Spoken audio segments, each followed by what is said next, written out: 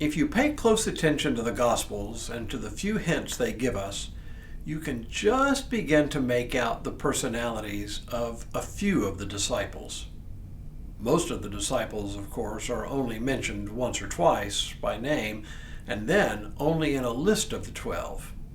But a few, like Thomas and Peter, actually do have speaking parts.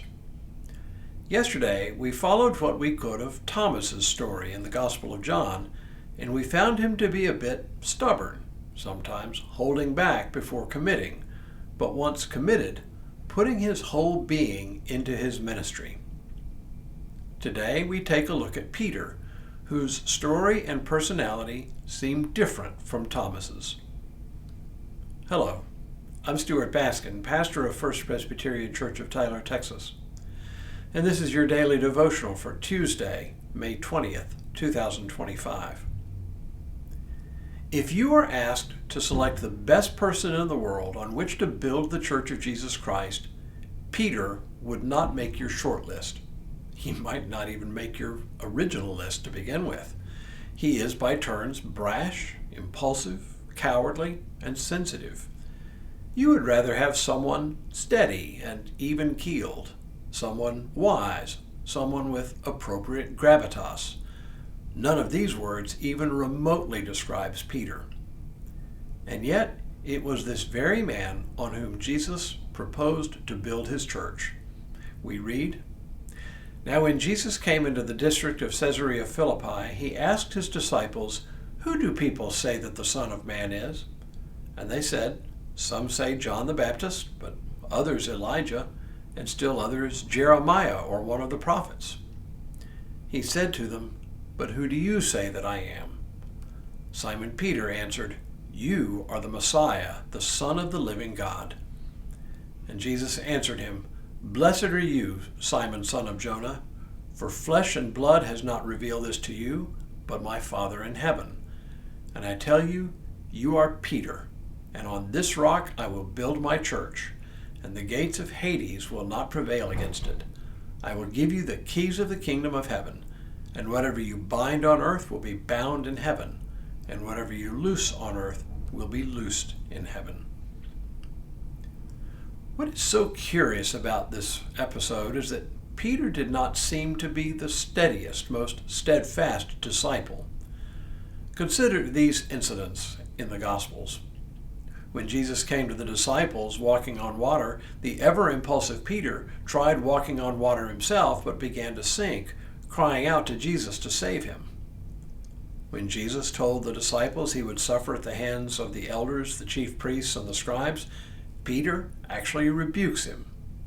Jesus then rebuked Peter in turn, saying, "Get behind me, Satan.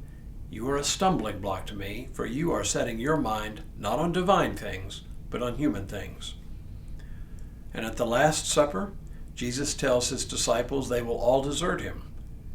Peter, responding with his characteristic bravado, says, "Though all become deserters because of you, I will never desert you." And even when Jesus tells him that he will deny Jesus 3 times before the cock crows that very night, Peter doubles down on his bravado, saying, "Even though I must die with you, I will not deny you." And we know how that ends.